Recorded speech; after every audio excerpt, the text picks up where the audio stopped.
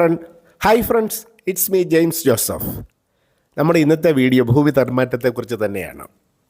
2017 ശേഷം ഞാൻ വാങ്ങിയൊരു 10 സെൻറ്റ് ഭൂമി തരം മാറ്റുവാനായിട്ട് നൽകി. അതിന് സൗജന്യ തരം മാറ്റം ബാധകമാണോ? വേണ്ട എന്ന് നിയമം പറയുന്നു, വേണമെന്ന് റവന്യൂ ഡിവിഷണൽ ഓഫീസർ പറയുന്നു. കയ്യിലൊരു സർക്കുലറുമുണ്ട് കേട്ടോ. ഏതാണ് ശരി, ഏതാണ് തെറ്റ്? ഇതിനെക്കുറിച്ചാണ് നമ്മുടെ ഇന്നത്തെ വീഡിയോ. പൊതുജനങ്ങളും സർക്കാർ ഉദ്യോഗസ്ഥരുമായിട്ടുള്ള ബന്ധം വഷളാക്കുന്ന 3 വില്ലന്മാരാണ് ഇവിടെയുള്ളത്.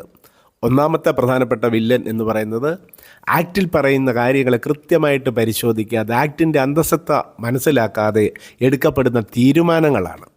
രണ്ടാമത്തെ വില്ലൻ എന്ന് പറയുന്നത് നിയമം നടപ്പാക്കുവാനായിട്ട്, സേവനം ലഭിക്കുവാനായിട്ട് ഉണ്ടാവുന്ന അമ്പരപ്പിക്കുന്ന കാലതാമസമാണ്. മൂന്നാമത്തെ വില്ലൻ എന്ന് പറയുന്നത് എന്നാൽ താൻ പോയി കേസ് കൊടുക്കുക എന്നുള്ള മനോഭാവമാണ്. സർക്കാർ സമയപരിധി വെച്ച് വാഗ്ദാനം ചെയ്യുന്ന സേവനങ്ങളിൽ ആയിരക്കണക്കിന് കോർട്ട് കേസുകൾ ഫയൽ ചെയ്യപ്പെടുമ്പോൾ, അല്ലെങ്കിൽ കോടതി ഇടനിലക്കാരനായിട്ട് വരുമ്പോൾ, അല്ലെങ്കിൽ മറ്റ് ഇടനിലക്കാർ വേണ്ടി വരുന്ന ഒരു സാഹചര്യം ഉണ്ടാവുമ്പോൾ ആ സേവന മേഖലയിൽ ഗുരുതരമായിട്ടുള്ള എന്തോ പ്രശ്നമുണ്ടാവണമെന്ന് സർക്കാരിന് തോന്നേണ്ടതല്ലേ? ആ തോന്നലിട്ട് ഉണ്ടാവുകയുമില്ല.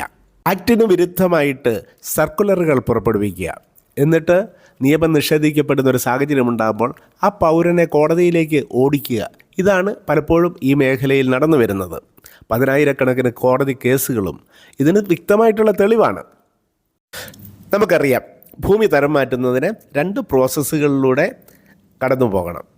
ഒന്നാമത്തേത് ഡാറ്റാ ബാങ്ക് പരിശോധിച്ച് ഡാറ്റാ ബാങ്കിൽ വസ്തുവിൻ്റെ സർവേ നമ്പർ ഉൾപ്പെട്ടിട്ടുണ്ടെങ്കിൽ ഫോറം 5 ഓൺലൈനായിട്ട് ഫയൽ ചെയ്ത് കൃഷി ഓഫീസർ, റവന്യൂ ഡിവിഷണൽ ഓഫീസർക്ക് റിപ്പോർട്ട് നൽകി മാസങ്ങളോ വർഷങ്ങളോ നീളുന്ന പ്രക്രിയയിലൂടെ വസ്തു ഡാറ്റാ ബാങ്കിൽ നിന്നും ഒഴിവാക്കണം. രണ്ടാമതായിട്ട്, വസ്തു ഡാറ്റാ ബാങ്കിൽ നിന്ന് ഒഴിവാക്കപ്പെട്ടിട്ടുണ്ടെങ്കിൽ ഫോറം 6 അല്ലെങ്കിൽ ഫോറം 7 ഫയൽ ചെയ്ത് തരം മാറ്റുവാനായിട്ട് അപേക്ഷ നൽകണം. ഇവിടെയും ഇത്രയും കാലതാമസം അനിവാര്യമാണ്. അതാണ് ഇന്നത്തെ അവസ്ഥ. അപേക്ഷിക്കുന്ന വസ്തു 25 സെൻറ്റിൽ കൂടുതലായാൽ, അതായത് 25 സെൻറ്റ് മുതൽ 1 ഏക്കർ വരെ ആയാൽ, തൊട്ടടുത്തുള്ള സമാന പുരയിട വസ്തുവിൻ്റെ ഫെയർ വാല്യൂവിൻ്റെ 10%, 1 ഏക്കറിൽ കൂടുതലായാൽ തൊട്ടടുത്തിട്ടുള്ള സമാന പുരയിട വസ്തുവിൻ്റെ 20% ഫീസ് അടയ്ക്കണം.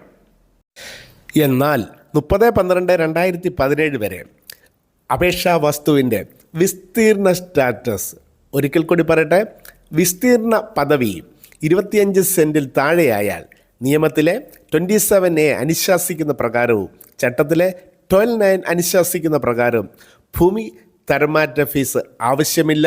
അപേക്ഷകൻ സൗജന്യ തരംമാറ്റത്തിന് അർഹനാണ്. ഇവിടെ ഗുരുതരമായ നീതി നിഷേധം നടക്കുന്ന ഒരു സാഹചര്യമുണ്ട്.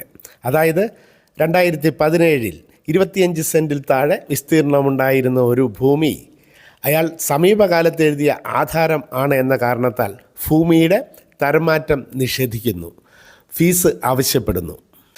നിയമത്തിൻ്റെ അന്തസത്തയ്ക്ക് വിരുദ്ധമായി 23/7/2021 പുറപ്പെടുവിക്കപ്പെട്ട ഒരു സർക്കുലറിൻ്റെ പിൻബലത്തോടെയാണ് ഈ നീതി നിഷേധം നടക്കുന്നത്.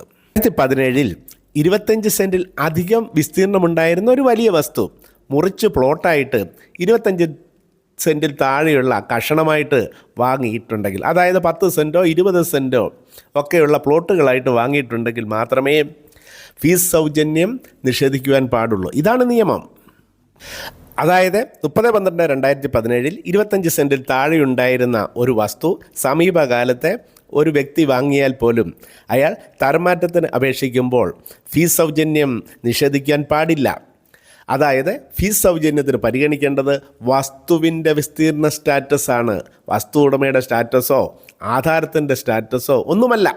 2023 WPC 35, 38, 44, 50 എന്നീ 2 കേസുകളിലെ വിധിന്യായങ്ങളിലൂടെ ഹൈക്കോടതി ഈ കാര്യം അർത്ഥശങ്കയ്ക്കിടയില്ലാത്ത വിധം വ്യക്തമായിട്ട് പരാമർശിച്ചിട്ടുണ്ട്. ഈ വിഷയത്തിൽ നിയമത്തിന് വിരുദ്ധമായിട്ട് ഉദ്യോഗസ്ഥന്മാർക്ക് നൽകിയിട്ടുള്ള വിശദീകരണം കോടതി നിയമപരമായിട്ട് നിലനിൽക്കുന്നതല്ല എന്ന് കണ്ട് റദ്ദാക്കി. വിധിന്യായത്തിൽ കോടതി ഇക്കാര്യം വ്യക്തമാക്കിയിട്ടുമുണ്ട്. I notice that the clarifications are not in the form of a government order and they are only communications issued by individual officers apparently to queries raised with regard to the applicability of the exemption. Since the said communications are not orders issued by the government, I am clearly of the opinion that they cannot have any applicability or operation over and above the statutory provisions or the executive government orders validly issued on the subject. The contention that any property purchased after December 2017 would lose the exemption even when the said property was less than 25 cents in extent, even prior to such a transaction, cannot be accepted in view of the specific language of the Act, the rule and the schedule.